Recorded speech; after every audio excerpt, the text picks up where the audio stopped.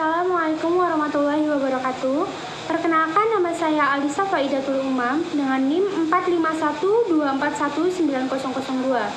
Kali ini saya akan menjelaskan mengenai laporan uji sampel fisika, kimia, dan biologi. Ya, adapun tujuan dari praktikum ini yang pertama adalah menjelaskan konsep uji air sederhana secara fisika, kimia, dan biologi. Kemudian mempraktikkan uji fisika sederhana pada air baku. Selanjutnya mempraktikkan uji kimia sederhana pada air baku, mempraktikkan uji air biologi sederhana pada air baku, dan yang terakhir mempraktikkan analisis air hasil pemeriksaan sederhana. Selanjutnya yang kedua ada pendahuluan.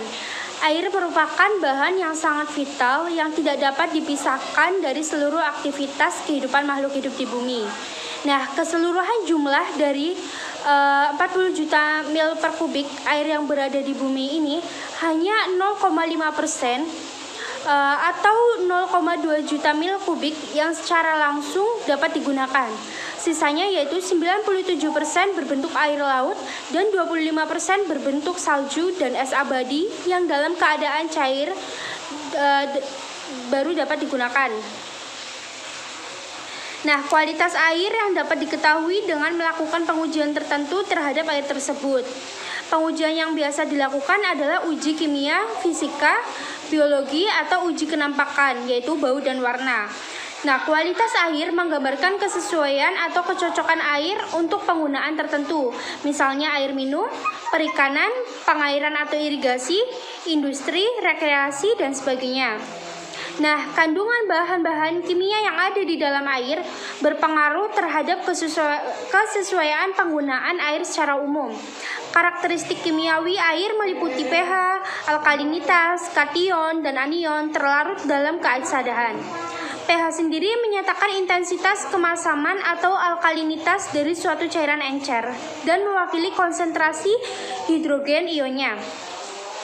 pH merupakan parameter penting dalam analisis kualitas air karena pengaruhnya terhadap proses-proses biologis dan kimia di dalamnya.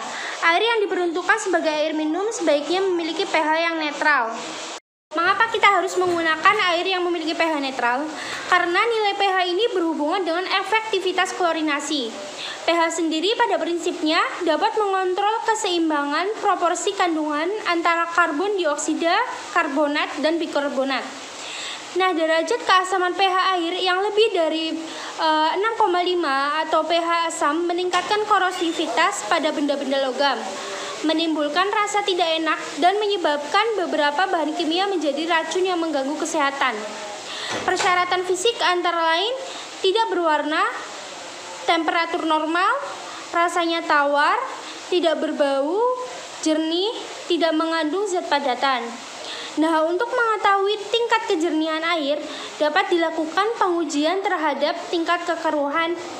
Semakin keruh air sumur, salah satu zat yang menyebabkan kekeruhan ini yaitu adalah kandungan besi atau Fe pada air.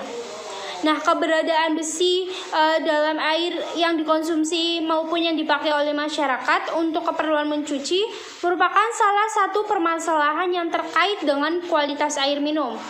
Derajat keasaman atau pH juga merupakan salah satu bagian dari kualitas kimia yang dapat menurunkan kualitas air.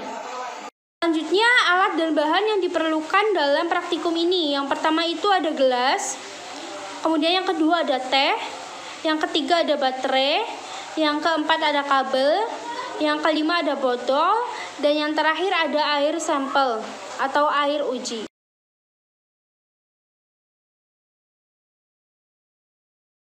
Ya, yang pertama adalah praktikum menggunakan uji fisika sederhana.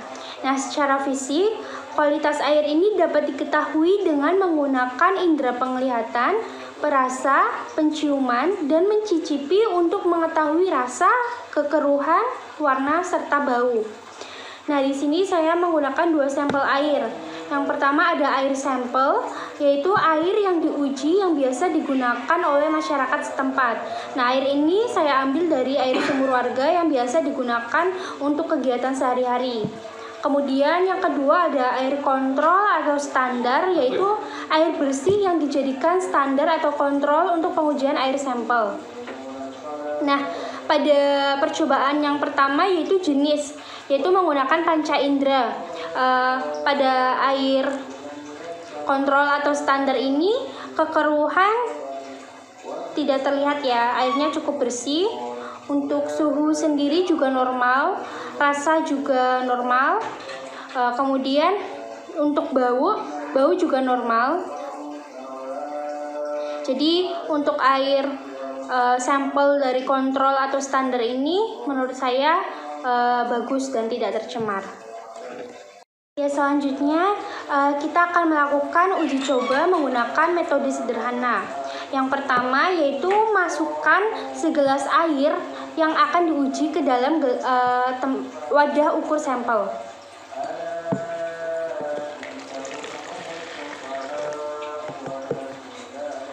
Kemudian kita tambahkan segelas air standar atau air yang layak minum ke dalam gelas ukur sampel.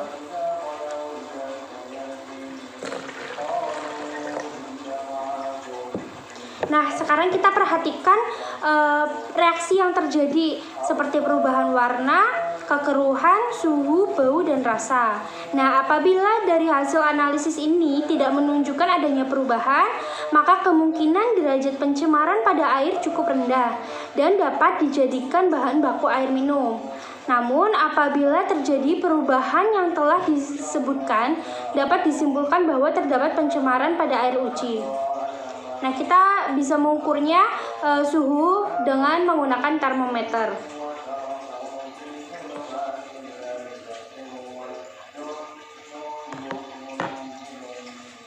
Tahapan selanjutnya adalah kita tambahkan 2 gelas air bersih yang layak minum ke dalam gelas ukur sampel.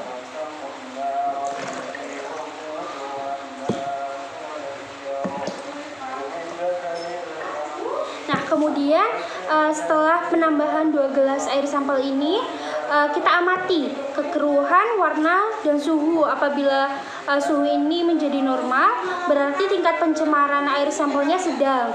Namun apabila air menjadi keruh dan tidak ada perubahan warna dan suhu, disimpulkan derajat pencemaran air sampel ini tinggi. Bisa dilihat di sini, air sampel yang telah dicampur tadi tidak mengalami perubahan warna ya. Kemudian untuk suhu air menjadi normal. Hal ini menunjukkan bahwa tingkat pencemaran pada air sampel ini sedang.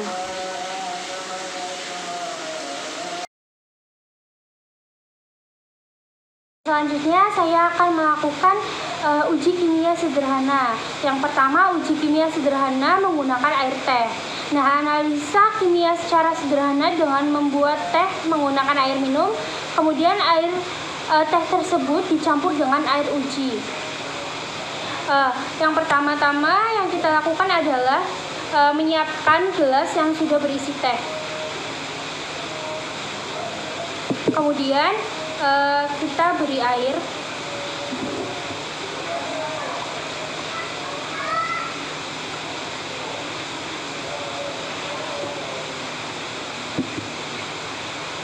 Selanjutnya kita diamkan gelas yang berisi campuran air uji dengan air teh dalam keadaan terbuka selama semalam.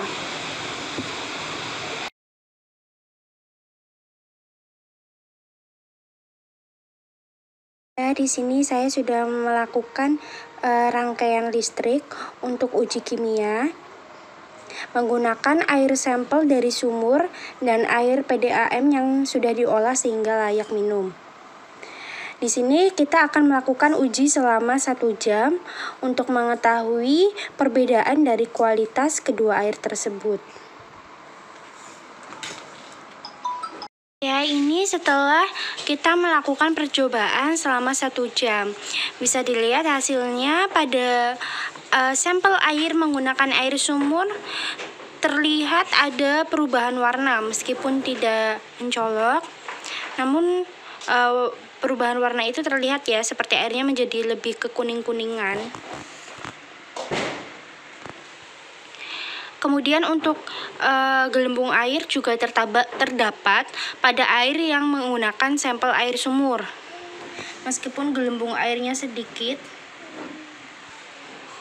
Nah, untuk sampel air yang menggunakan air PDAM yang telah diolah ini tidak mengalami perubahan apapun, baik dari segi warna maupun gelembung air di sekitar paku. Ya, ini adalah hasil dari uji biologi, di mana air didiamkan selama 5 hari di bawah sinar matahari langsung.